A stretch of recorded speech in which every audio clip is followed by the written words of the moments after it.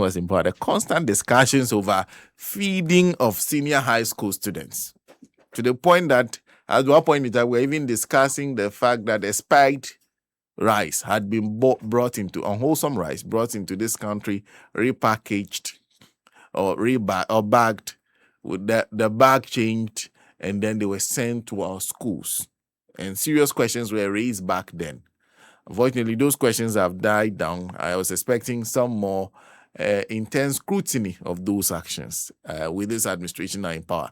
Haven't heard anything as yet, especially on the matter of the unwholesome foods that were being sent to the senior high schools.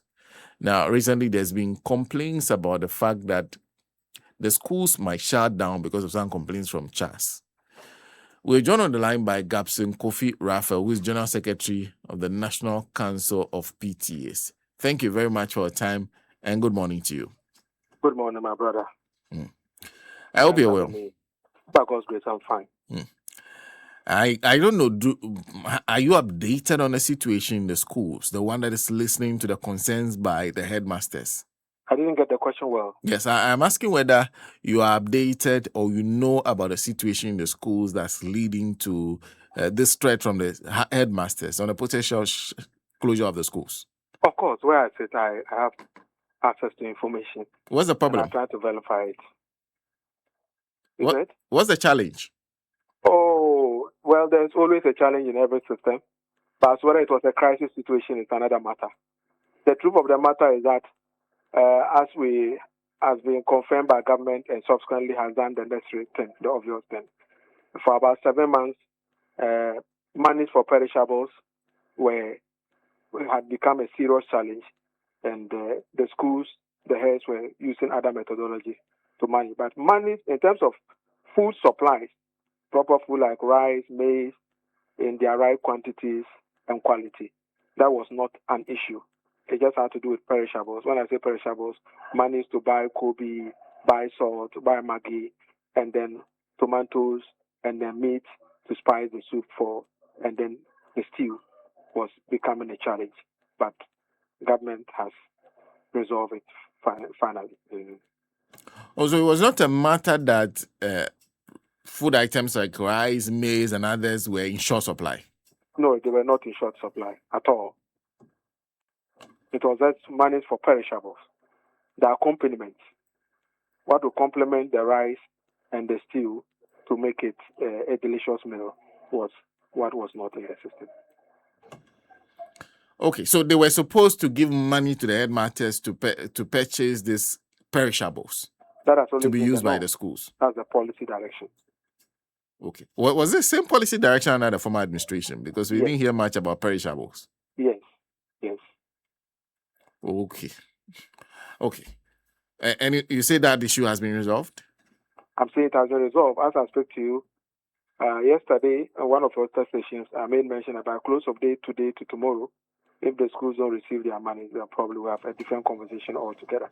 But as I speak to you, government has announced release almost 200 million to make sure that all schools who are affected across the country at the senior high school and the TVET, 200 million has been released to take care of these payments up to February for 7 months.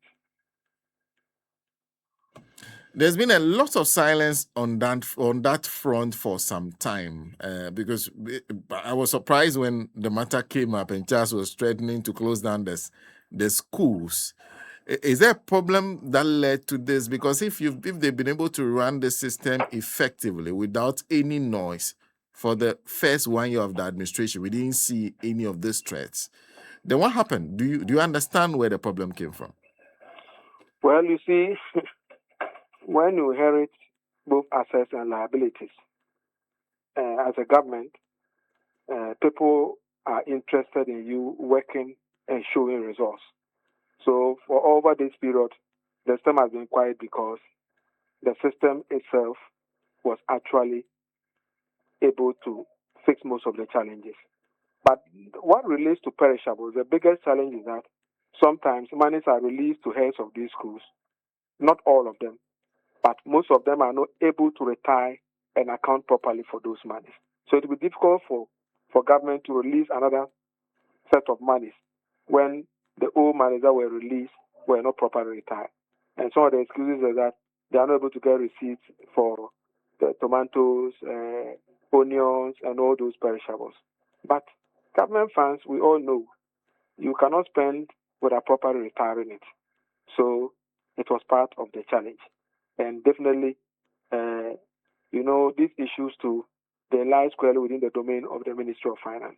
And part of the information we also picked was that as part of the legacy debt they inherited, the government realized that along the line, there were procurements that were done at the local level without government giving what we call the financial clearance for them to do that.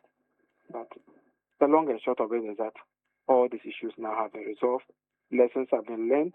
We only hope and pray that going forward, we don't go back to revisit these issues.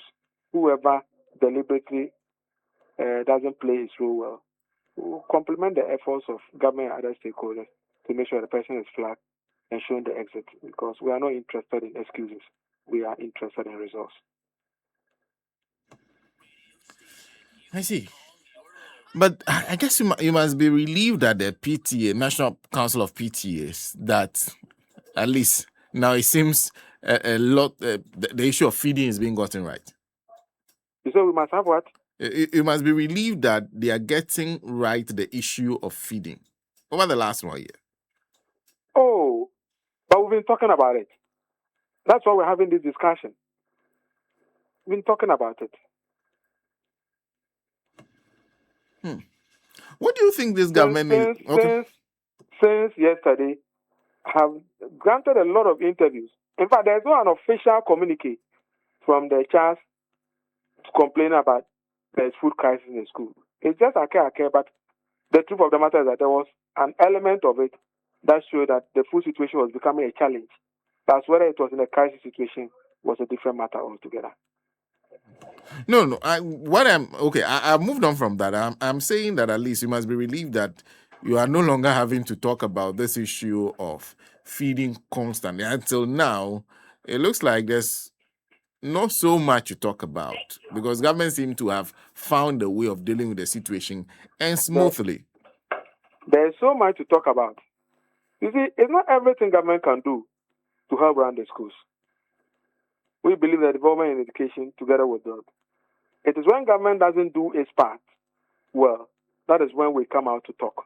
But if government is doing its part, you see, it's early days yet. But when government is working, everybody is seeing it. We talk about it at our various levels. We'll give our verdict about the government's mandate 2 years going. Oh, so after 2 years, you do an assessment and tell us what you think? Of course. But so far? So good. Oh, great. But it could be much better. It could be much better? Yes. Where are the gaps? The gaps are one of these ones that they've just fixed it. Okay. Going forward, we hope and pray that the nuances with it, they're able to confront it so it doesn't become a media discussion. Great. Government is doing a lot of infrastructure interventions across the country. They've started. We want to see how they finish it. Within 2 years, the president told us that within 2 years, most of these facilities will be ready, right? Yes. So after 2 years, we'll give our verdict on it. But so far, so good. Thank you. Thank you for speaking to us. Grateful for having me. Gabson Kofi Raphael is General Secretary, National Council of PTAs. Join us on the line on this matter of feeding.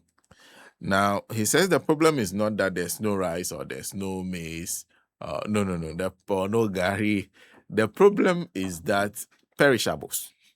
No perishables. So, perishables are, so you have rice at home. You've decided to do some nice stew, not a kind of stew.